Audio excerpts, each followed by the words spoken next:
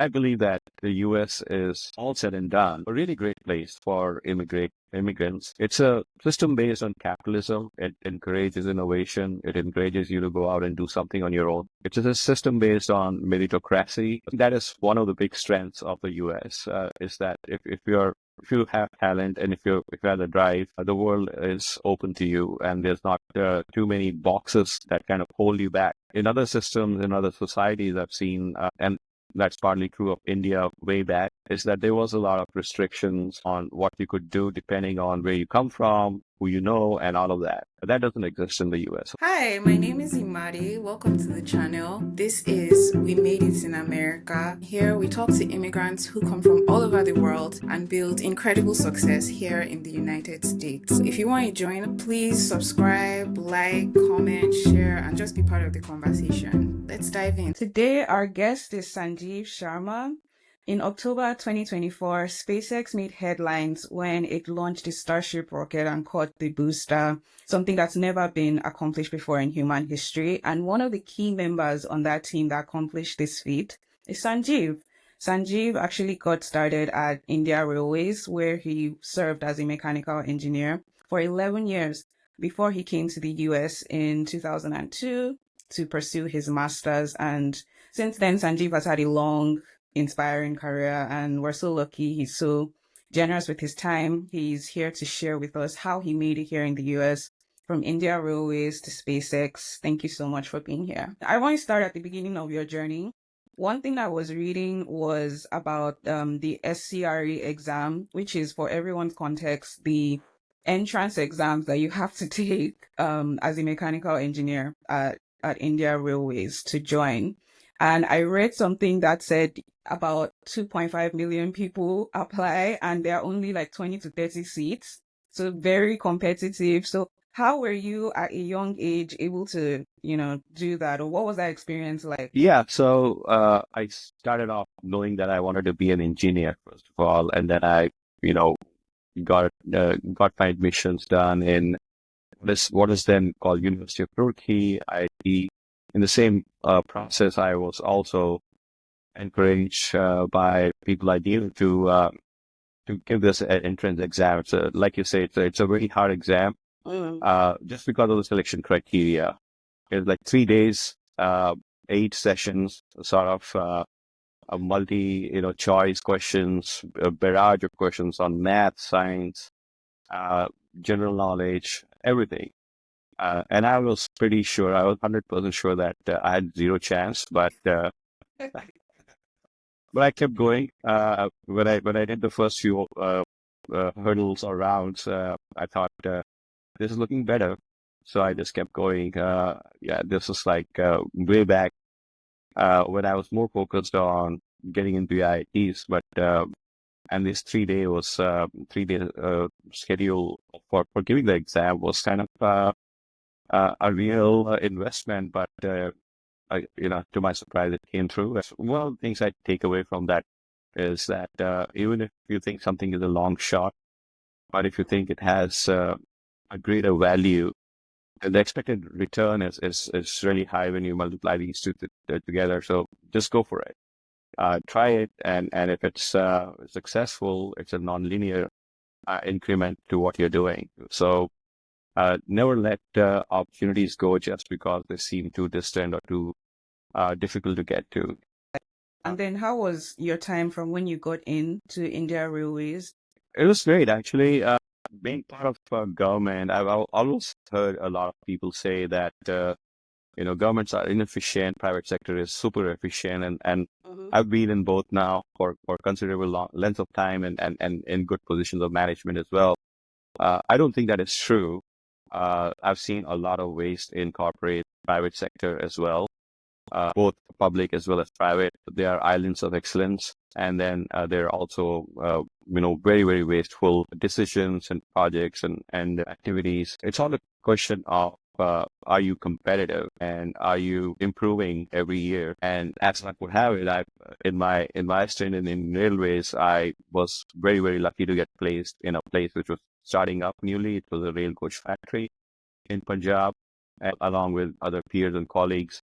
I was tasked with starting up the design center for there. for their factory, which was equipped with the state of the art at that time, computer networks and servers and etc. for mechanical design, which was really the first for even for over private and public sector for India, and it was a very very thrilling ride to be able to participate in that. So my career in railways, I actually look back to as my foundational years. It was very educative, learned a lot, and was able to do a lot.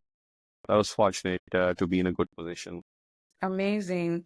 And then after your time at India Railways, being at 11 years working there, being promoted, and now serving as a manager for so many people under you, and then working at such a large organization, what made you then want to move to the US at that point, especially coming to do a master's degree at that point with your family and having accomplished so much already? What made you feel like you still wanted to go to the US? That was mainly led by my desire to know more and learn more of mechanical design. As part of my work there was a project that was sponsored by United Nations Development Fund, UNDP as they call it, project. And as part of the project, there were international experts that would come to our design center, collaborate with people like me, and teach us how to design from first principles, teach us the tools and techniques and creativity and kind of thinking that goes into,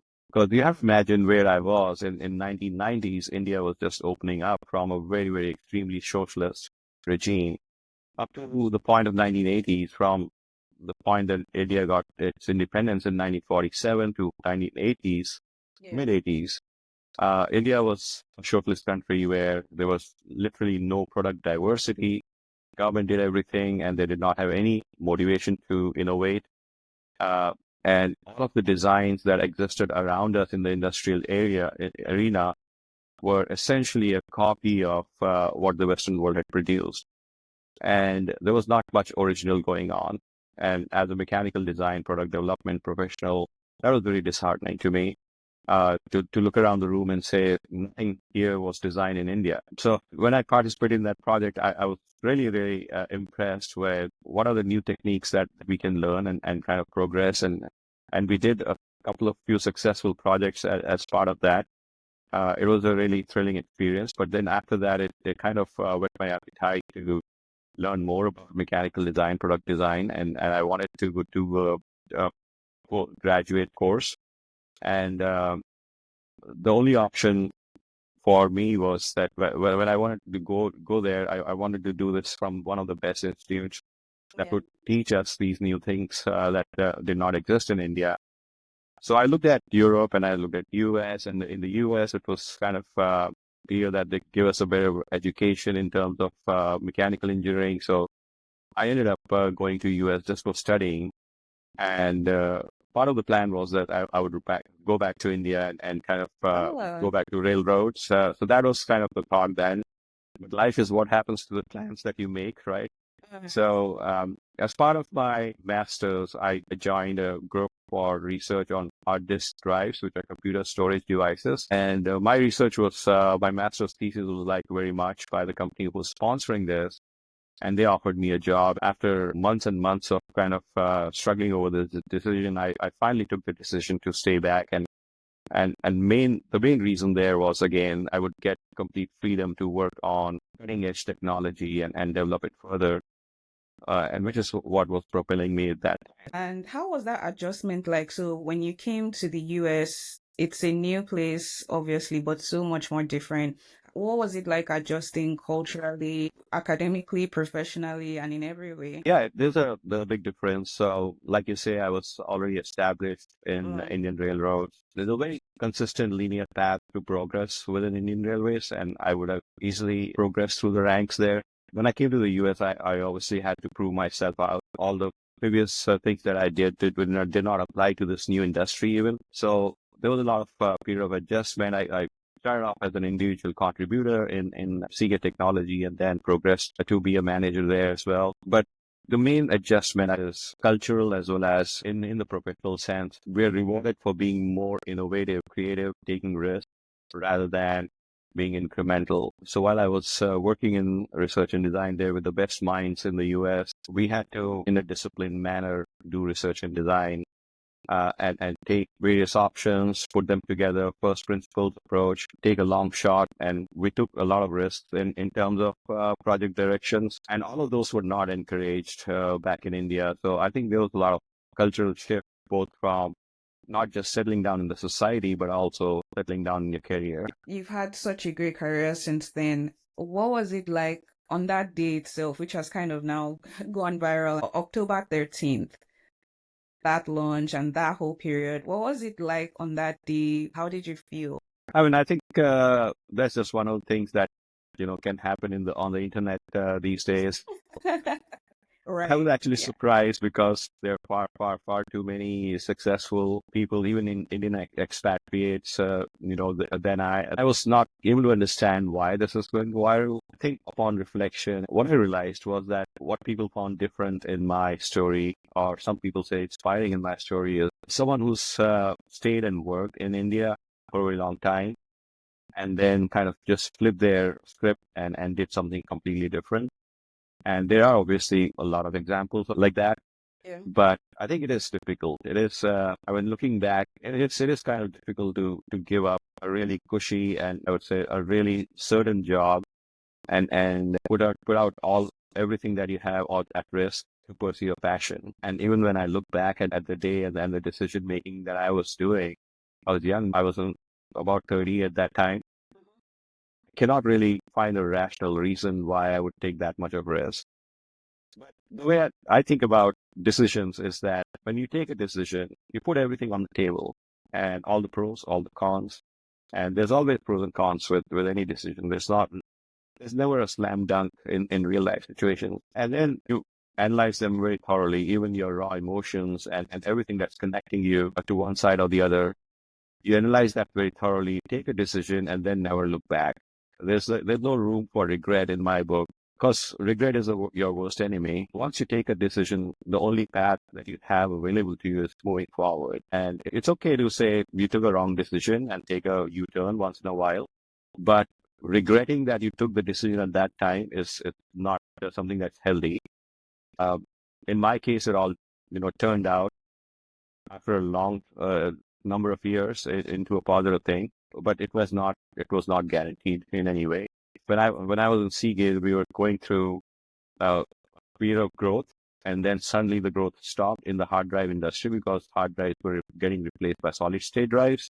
And there were 3 or 4 cycles of layoffs. And luckily, I was not impacted by that, but I could have easily been one of those. And then I would have not have had skills enough for any other industry.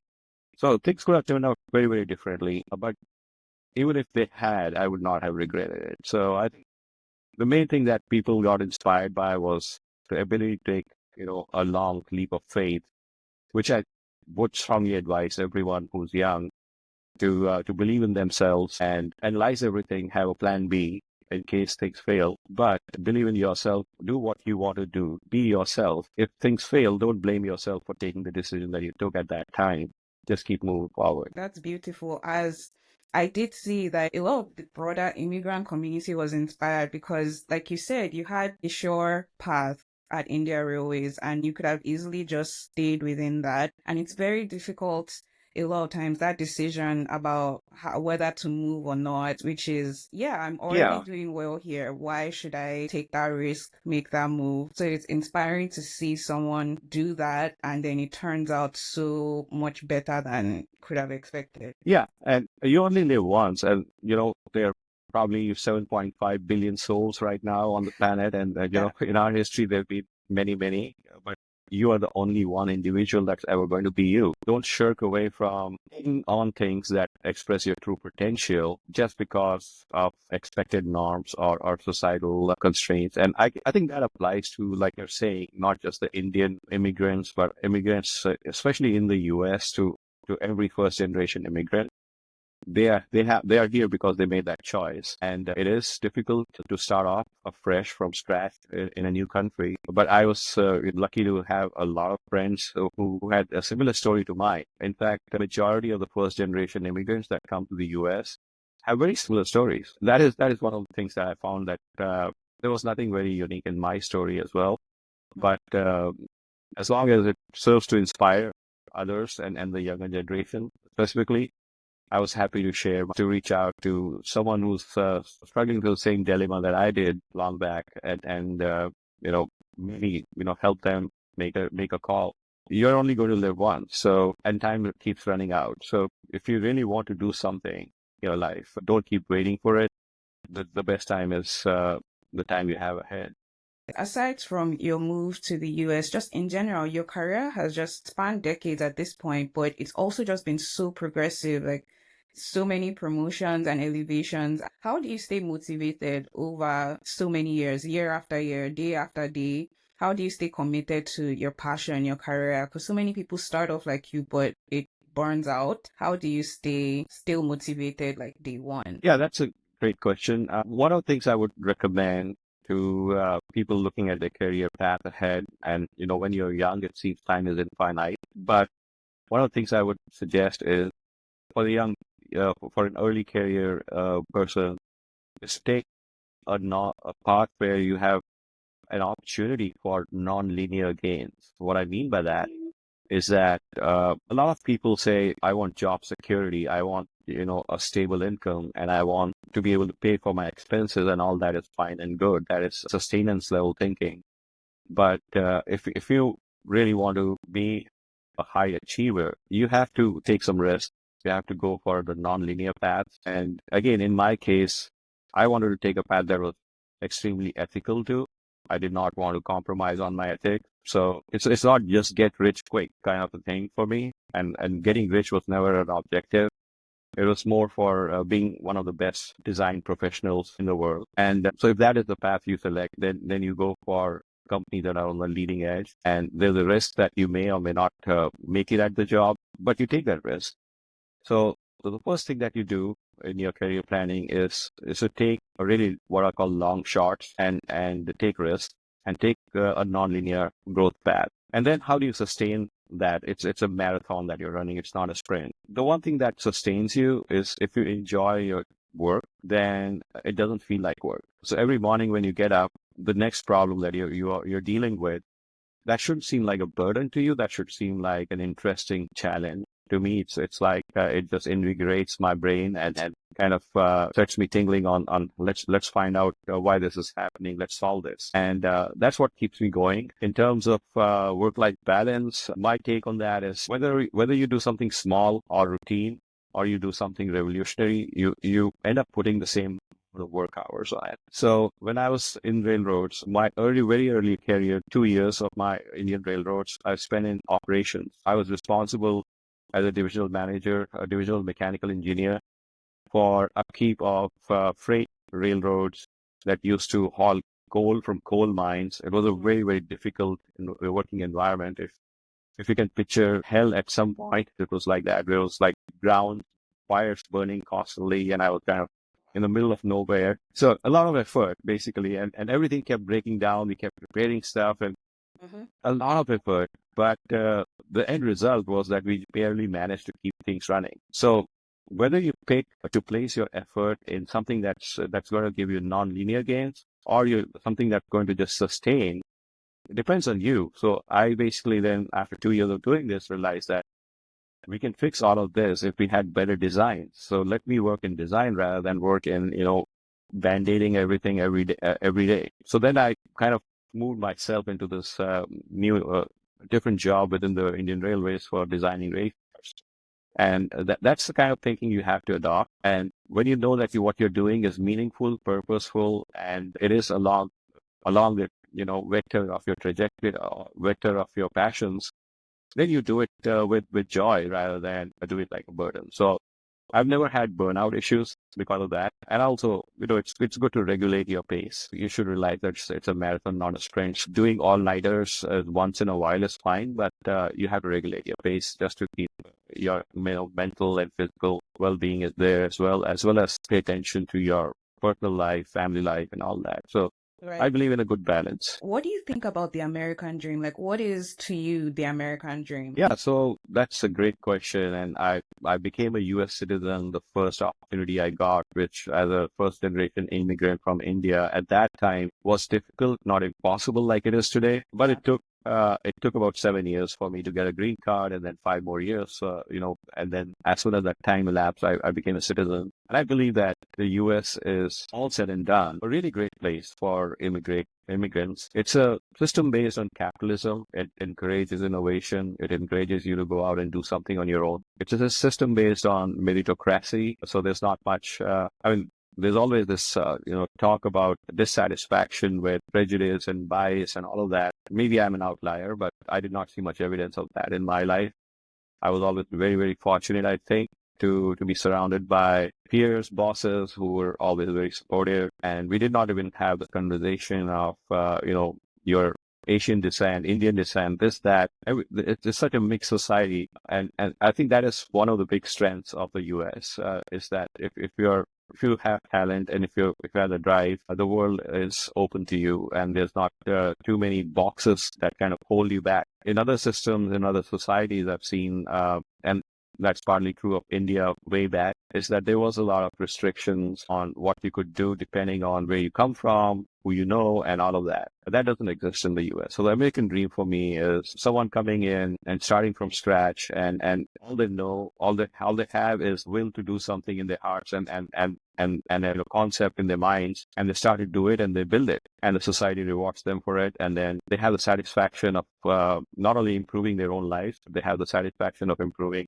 for everyone in the world, something that they set out to do. So that's the American dream for me. That's beautiful, and I share that sentiment with you. Thank you for expressing that. Just a last question is, and you've given so much advice already, but what do you feel is the most important advice that you want to give to young immigrants or people just coming into the US and starting their careers off? Look for, first of all, self-growth, and in terms of what you do best or what you feel that gives you the best satisfaction.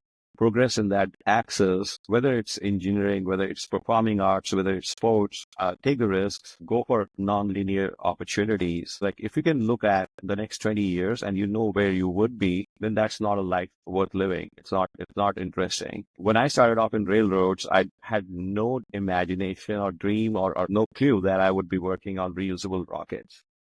So you don't know what the future is going to be like. You just keep progressing every stage of the game and invest in yourself, learn a lot. Everything that you do, you touch the periphery of some other body of knowledge, and that body of knowledge at least know the first layer, and that'll keep you growing further and further and further. So invest in yourself every month, every week. Take some time to just go back to basics and learn from what you've done this week and keep progressing up. Don't be afraid of change. Keep growing. Right. Thank you so much, Sanjeev, for your time. Thank you for sharing with us everything that you have. Thank you. Thank you so much for watching. I really, really hope you found that helpful and inspiring. Don't forget to check out the links below. Like, subscribe, share with anyone else you think would find this helpful. And yeah, see you in the next episode. Bye.